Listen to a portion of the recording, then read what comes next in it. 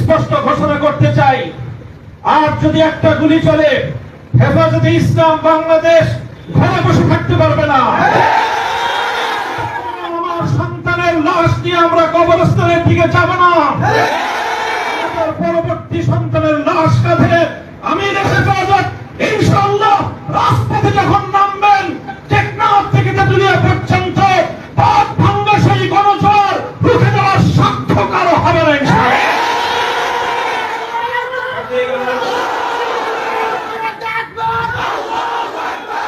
যখন আমাদের জাতির দীর্ঘ বৈষম্যের জাতাকলে পিষ্ট হয়ে প্রতিটি ঘরে ঘরে বোবা কান্নায় গোটা দেশ একেবারে একটা কঠিন গুণগানের শব্দ প্রতিটি ঘর থেকে আসছিল, সেই সময়ে যখন কেউ কথা বলার সাহস পাচ্ছিল না, সেই সময়ে চিরতরুণ ছাত্র জনতা তারা জেগে উঠেছে বৈষম্যের বিরুদ্ধে।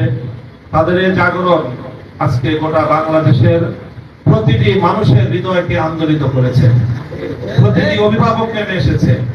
মায়েরা আজকে তার সন্তানদেরকে বুক চাপড়ে সাহস যোগাচ্ছে সত্যের জন্য, বৈষম্যের বিরুদ্ধে আন্দোলন এবং সংগ্রামে অকাতরে প্রাণ বিলিয়ে দেওয়ার জন্য। এই সময়ে শহীদি কাফেলা হেফাজতে ইসলাম বাংলাদেশ আজকে ঐতিহাসিক দায়িত্ব পালন করার জন্য আজকে মাঠে নামতে বাধ্য হয়েছে। আমি মাঠ বলবো, আমাদের দায়িত্বশীলরা বলেছেন দোয়ার মাধ্যমে আমাদের সূচনা, এরপরে দোয়া হবে আর নতুন সূচনার জন্য।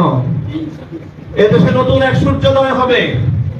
স্পষ্ট ঘোষণা করতে চাই, আর যদি একটা গুলি চলে, হেফাজতে ইসলাম বাংলাদেশ ঘরে বসে থাকতে পারবে না।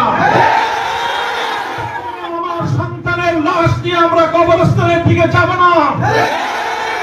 পরবর্তী সন্তানের লাশ কাঁধে আমি হেফাজত ইনশাআল্লাহ রাজপথে যখন নামবেন, টেকনাফ থেকে তেতুলিয়া পর্যন্ত পথ ভাঙ্গা সেই গণজোয়ার রুখে দেওয়ার সাধ্য কারো হবে না ইনশাআল্লাহ।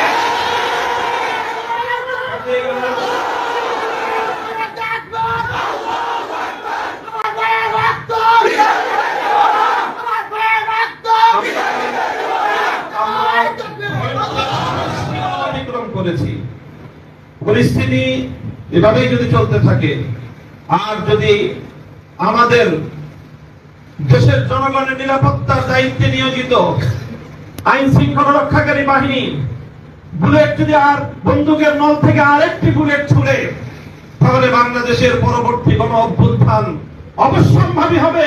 সে অভ্যুত্থান রুখে দিতে কেউ পারবে না।